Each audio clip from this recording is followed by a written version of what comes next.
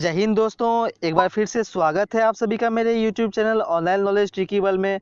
आज का ये वीडियो बहुत ही इंटरेस्टिंग है क्योंकि इस वीडियो में हम इंडियन आर्मी ऑफिसर्स के रैंक के बारे में बात करेंगे, साथ ही साथ इन्हें याद करने की ट्रिक भी जानेंगे। यह वीडियो आपको अवश्य पसंद आएगी दोस्तों, इसलिए इस वीडियो को पूरा ज़रूर देखिएगा। दोस्तों, भारतीय सेना को दुनिया के टॉप 5 सेना में गिना जाता है। भारतीय सेना में पद का एक क्रम होता है जिसके अनुसार सेना में कार्य किया जाता है। तो आइए हम इसके क्रम को जानते हैं। दोस्तों, भारतीय सेना में पदों को 3 कैटेगरीज में बांटा गया है। पहला कमीशन्ड ऑफिसर्स, दूसरा जूनियर कमीशन्ड ऑफिसर्स और तीसरा है नॉन कमीशन्ड ऑफिसर्स। चूंकि commissioned officers all India services तथा ग्रुप ए सर्विसेज ऑफिसर्स के समतुल्य होते हैं और एग्जाम में ज़्यादातर इन्हीं से जुड़ा हुआ प्रश्न पूछा जाता है, इसलिए मैं कमीशन ऑफिसर्स के रैंक के बारे में ही बताऊंगा और साथ में इसका ट्रिक भी बताऊंगा। सबसे पहले बात करते हैं लेफ्टिनेंट रैंक की। लेफ्टिनेंट के यूनिफॉर्म के शोल्डर्स पर 2 5 पॉइंटेड स्टार्स लगे होते हैं। यह भारतीय सेना में शुरुआती कमीशन रैंक होती है। OTA, IMA जैसे संस्थानों में ट्रेनिंग के बाद यंग ऑफिसर्स पास आउट होते हैं तो पहले वे लेफ्टिनेंट ही बनते हैं।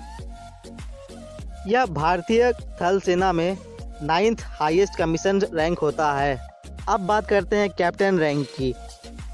कैप्टन के यूनिफॉर्म में शोल्डर्स पर 3 5 पॉइंटेड स्टार्स लगे होते हैं। लेफ्टिनेंट ही 2 साल की सर्विस के बाद कैप्टन बनता है। यह भारतीय थल सेना में 8वां हाईएस्ट कमीशन ऑफिसर्स रैंक होता है। अब बात करते हैं मेजर रैंक की। मेजर रैंक के ऑफिसर्स के यूनिफॉर्म पर एक अशोक स्तंभ लगा होता है। यह भारतीय सेना में 7वां हाईएस्ट कमीशन रैंक होता है। इसके बाद आता है lieutenant colonel rank. Lieutenant colonel की यूनिफॉर्म में शोल्डर्स पर राष्ट्रीय प्रतीक अशोक स्तंभ तथा एक स्टार लगा होता है। यह भारतीय सेना में 6ठा हाईएस्ट कमीशन रैंक होता है। अब नज़र डालते हैं कर्नल रैंक पर। कर्नल की यूनिफॉर्म पर 2 स्टार तथा एक अशोक स्तंभ लगा होता है। यह 5वां हाईएस्ट कमीशन रैंक होता है। अब बात करते हैं ब्रिगेडियर रैंक की। ब्रिगेडियर अपने शोल्डर्स पर अशोक स्तंभ के साथ 3 5 पॉइंटेड स्टार्स लगाते हैं। यह एक 1 स्टार रैंक होता है जिसे यूनिफॉर्म के कॉलर पर लगाया जाता है। यह भारतीय थल सेना में 4था हाईएस्ट कमीशन रैंक होता है।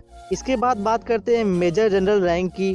मेजर जनरल के यूनिफॉर्म में शोल्डर्स पर एक 5 पॉइंटेड स्टार के साथ आर पार किया हुआ एक बैटन तथा तलवार लगा हुआ होता है। यह एक 2 स्टार रैंक होता है जिसे यूनिफॉर्म के कॉलर पर लगाया जाता है। यह भारतीय सेना में 3rd हाईएस्ट कमीशन रैंक होता है। अब बात करते हैं लेफ्टिनेंट जनरल रैंक की।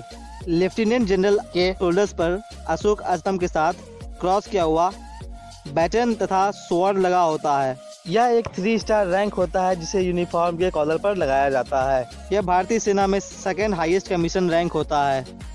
फाइनली बात करते हैं जनरल रैंक की। जनरल के यूनिफॉर्म में शोल्डर्स पर अशोक स्तंभ, एक 5 पॉइंटेड स्टार तथा क्रॉस किया हुआ बैटन और तलवार लगा हुआ होता है। यह एक 4 स्टार रैंक होता है जिसे यूनिफॉर्म के कॉलर पर लगाया जाता है।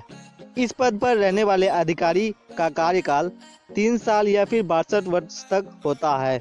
यह भारतीय थल सेना में सर्वोच्च रैंक होती है तथा इन्हें कमांडर इन चीफ भी कहते हैं। इस प्रकार भारतीय थल सेना में जनरल हाईएस्ट कमीशन रैंक होता है जबकि लेफ्टिनेंट लोवेस्ट कमीशन रैंक होता है।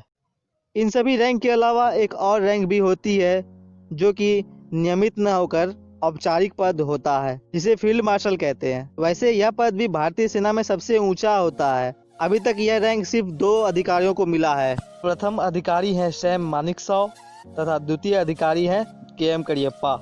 इन पदों के ट्रिक की बात करें तो दोस्तों, इन्हें क्रम के अनुसार याद करने की ट्रिक है। जेल में big colonel LC major cat late था। जी हाँ दोस्तों, यह ट्रिक है। जेल में big colonel LC major cat late था। इस ट्रिक का पहला शब्द है जेल, जिसमें जे से बनेगा जनरल और ल से बनेगा लेफ्टिनेंट जनरल। में से हो जाएगा मेजर जनरल, बिग से हो जाएगा ब्रिगेडियर, कर्नल से हो जाएगा कर्नल, LC से हो जाएगा लेफ्टिनेंट कर्नल, मेजर से हो जाएगा मेजर, कैट से हो जाएगा कैप्टन, लेट से हो जाएगा लेफ्टिनेंट, था से हो जाएगा थल सेना।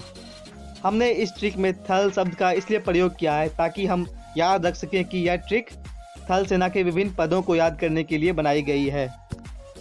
आशा करता हूँ आपको मेरी यह ट्रिक पसंद आई होगी।